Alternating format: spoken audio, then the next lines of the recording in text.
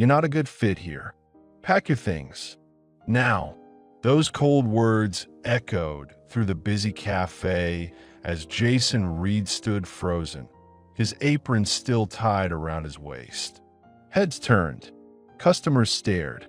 Some sipped their lattes in awkward silence, while others pretended not to notice. But Jason felt every single eye on him. Across the counter stood Martin Clay, the store manager, middle-aged, smug, and clearly enjoying the spectacle. He leaned on the counter with a self-satisfied smirk, his voice loud enough for everyone to hear. "Maybe try a place more your speed. We're aiming for professionalism here," Martin added, casting a not-so-subtle glance at Jason's dark skin. Jason swallowed hard, holding back a flood of emotion. "I didn't do anything wrong. A customer complained because I told them they couldn't cut the line." Martin raised an eyebrow. "And yet, here we are." Jason clenched his fists, took a breath, and slowly untied his apron. "You'll regret this." He didn't yell. He didn't make a scene. But the words hung in the air like a promise that as he walked out the door. A few co-workers looked down in shame. Others looked away. No one stood up for him. But Jason wasn't done. Not by a long shot. 1 year later, Jason stood outside the same cafe. Except now, he wore a tailored suit, not an apron. Behind him, a sleek black car idled at the curb. He adjusted his tie, took a deep breath, and walked in. The chime above the door rang. The cafe had barely changed. Same cozy lighting, same worn-out chairs, same overpriced pastries. Except one major difference was coming. Martin was at the register, barking orders. He didn't look up until Jason stepped forward. "We're not hiring," Martin said dismissively, not recognizing him. Jason smiled. "Good thing I'm not here to apply. I'm here to take ownership." Martin blinked. "Excuse me, I bought the place. As of this morning, I'm your boss." Martin stared at him, face paling. This is a joke, right?" Jason pulled out the paperwork. "Not a joke. You fired me in front of full house. Now I'm rehiring myself on top." Gasps filled the cafe. And Martin? He just stood there, speechless. Jason moved behind the counter like he'd never left. He glanced around, spotting a few familiar faces among the staff, some of whom looked both shocked and relieved. "Good morning," Jason said, addressing the staff. "There's been a change in ownership. I'm Jason Reed, and I'm here not just to run this place, but to rebuild it." Martin stepped forward, stammering, "This has to be some kind of mistake." "You don't have the experience." Jason turned to him with a composed smile. "I have a degree in business. I trained under one of the top hospitality groups in the state after you fired me. I learned how to lead, not just serve. And more importantly, I learned how to treat people." The employees were still trying to process it all. Jason nodded to one of the baristas he remembered, Lena. "Still working hard, Lena?" She nodded, eyes wide. "Yes, Jason. Every day. You're now the new shift supervisor. Effective immediately." Lena's jaw dropped, that Martin's face turned red. "You can't just come in here and I own this cafe now," Jason said firmly. "And I can do exactly that." He stepped closer to Martin. "You treated me like I was less than human. Fired me for no reason. Humiliated me in front of customers. Now you'll see what real leadership looks like." Martin clenched his jaw, but said nothing. He couldn't. The tables had turned, and the cafe felt different already. Martin sat across the office desk, his smug confidence completely erased. His hands fidgeted in his lap. and his eyes refused to meet Jason's. Jason leaned back in the chair that used to be Martin's, now with his nameplate on the door.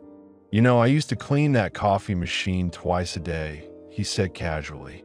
"Didn't matter if it wasn't part of my job description. I cared." Martin nodded stiffly. I didn't realize." "No, you didn't," Jason interrupted, his voice calm but firm. "You saw what you wanted to see. A guy you could push around. Someone you didn't think belonged here." Martin opened his mouth, but Jason held up a hand. "I'm not here to get revenge. I'm here to build something better. But I'm also not letting toxic behavior slide anymore." He leaned forward, voice low but clear. "You've got two options. Take a demotion and stay on probation, or walk." Martin's face flushed. "A demotion? I've been running this place for 6 years. And yet you couldn't see the value in someone standing right in front of you," Jason replied. "This cafe needs change. You can be part of that, or not." Martin looked like he wanted to argue, but the weight of the moment, of karma finally catching up, hung heavy in the air. "I'll stay," he muttered. Jason nodded. "Then you start tomorrow, under supervision, from the floor up." Martin stood up slowly and walked out, defeated. Outside, the staff peeked in, stunned by the shift in power.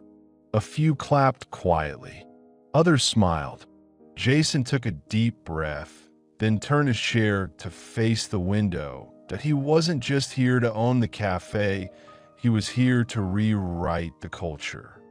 The next morning, the cafe had a different energy. Word had spread fast, Jason read.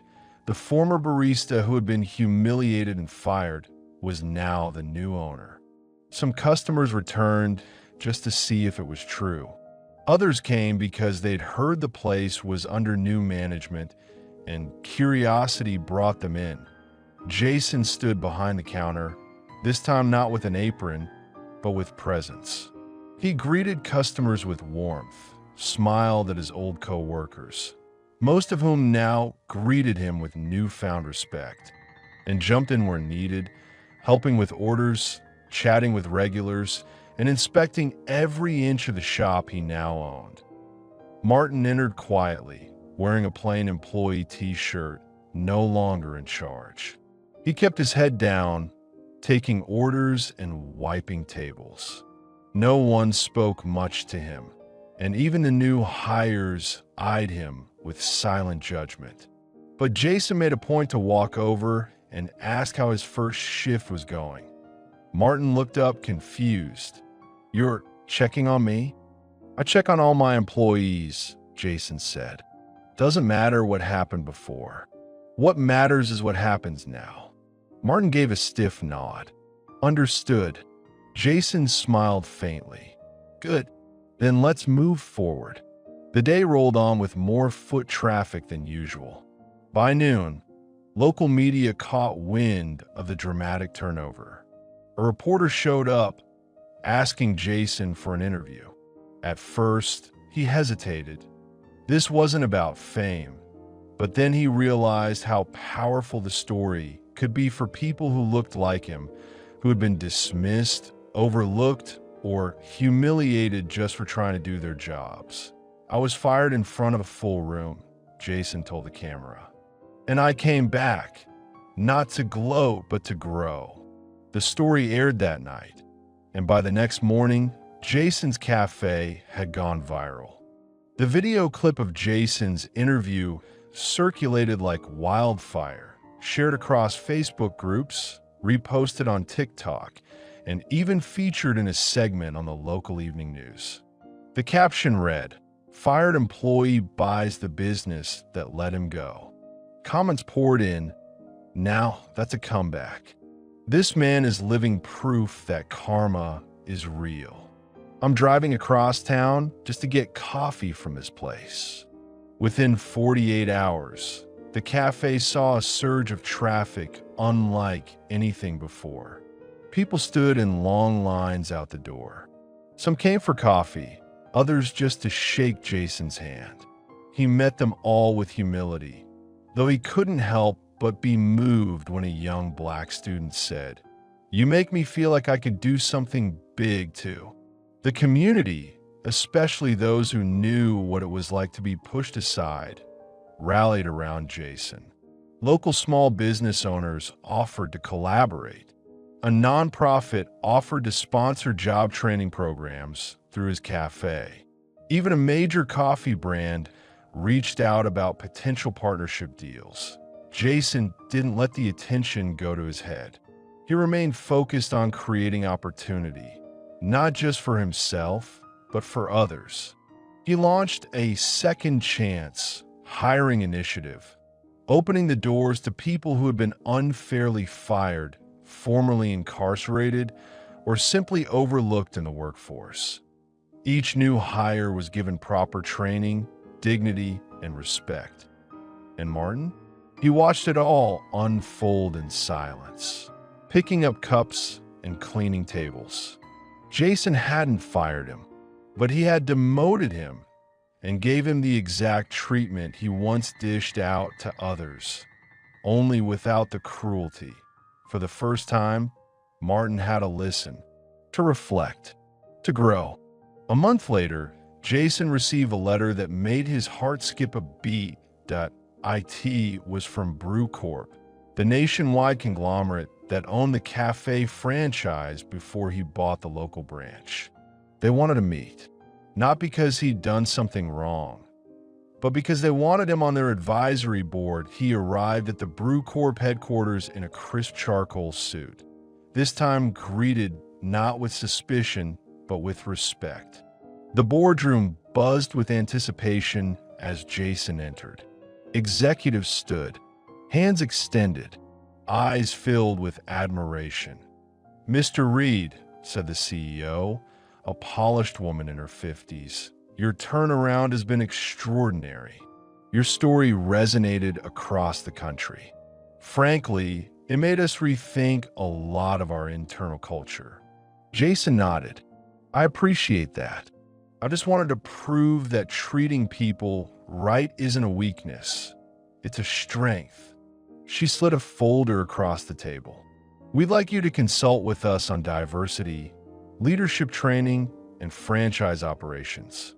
And if you're open to it, there's a seat for you at the table." Jason opened the folder and scanned the offer. The numbers were impressive, but what caught his eye more was the title. Vice President of Ethical Operations. He chuckled softly, remembering the day he was told to leave the cafe for not fitting in. Now, the same industry was asking him how to do things better. He signed. Back at the cafe, things weren't going so well for Martin. Jason, now part of Brew Corp's upper ranks, had kept his promise to give everyone a fair shot. He hired new staff, promoted people based on merit, and fostered a warm, respectful environment. But Martin, well, he was struggling to adapt. Gone were the days of barking orders and subtle jabs. Jason had implemented mandatory sensitivity training, transparent employee feedback systems, and monthly performance evaluations. Martin had failed the first two. Then came the final straw, that a customer lodged a complaint. Martin had dismissed their elderly father for holding up the line. When the customer posted the encounter online, it went viral. Again. This time, though, it was Brew Corp HQ that stepped in. Jason didn't even have to say a word. An HR rep arrived the following Monday and handed Martin a letter. Termination effective immediately. Martin stormed out without a word, passing Jason in the parking lot. Their eyes met. Jason didn't gloat. He simply nodded and said, "People remember how you made them feel. Don't forget that." Martin got in his car and drove away for the last time. With Martin gone, the cafe took on new life. The mood shifted, the energy lightened. The same walls that once echoed with tension now rang with laughter and warmth. Jason, now fully in control, did more than just own the place. He transformed it. He brought in local artists to paint murals on the walls. He added community nights, live music, poetry readings, even career workshops for youth. He partnered with local schools to provide part-time jobs and internships. The cafe became more than a business. It became a heartbeat in the neighborhood. Regulars returned, bringing their friends. Tourists showed up, drawn in by the viral story of redemption and second chances. Brew and Bean wasn't just popular, it was iconic. And Jason? He didn't let it go to his head. He stayed grounded. He'd often roll up his sleeves and help during the morning rush, still remembering every detail of the espresso machine he used to clean point one morning. As he poured coffee for an elderly woman, she looked up at him and smiled. "You're Jason, aren't you? I read about what you did. My grandson is working here now. He says you changed his life." Jason smiled warmly. "He's doing great. And thank you. That means a lot." He turned to greet the next customer. One cup, one smile, one connection at a time. Because this time he was building something that couldn't be taken away. The cafe was buzzing, every table filled. A jazz trio played softly in the corner. It was the 1-year anniversary since Jason had reopened Brew and Bean under his ownership, and the place radiated life, purpose, and community. Jason stood near the counter, watching it all with quiet pride. He wasn't thinking about revenge anymore. He was thinking about legacy. That a young barista tapped him on the shoulder. "Hey, someone's asking for you at the front." Said he's an old friend.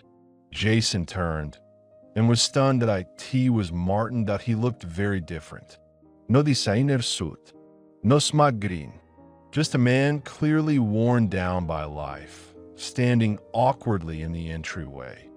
Jason stepped forward, the cafe going quieter as people recognized him. Martin cleared his throat. "Jason, I wanted to say I'm sorry. For everything. I was wrong." Jason studied him for a long moment. Then he extended a hand. "Thank you. That means something." Martin shook it, humbled. Jason continued. "This place isn't just a coffee shop anymore. It's a second chance. For everyone." Martin looked around at the smiling staff and diverse crowd. "You did something incredible here." Jason nodded. "With the help of people who believed in me, even when you didn't." Martin lowered his gaze. "If there's ever anything I can do," Jason smiled. "Keep learning. That's a good place to start." They parted ways. Outside, the sun was rising. Inside, the cafe door stayed open, because Brew and Bean had become more than a business. It was a symbol that no matter who tried to write your story for you, you could always take the pen back.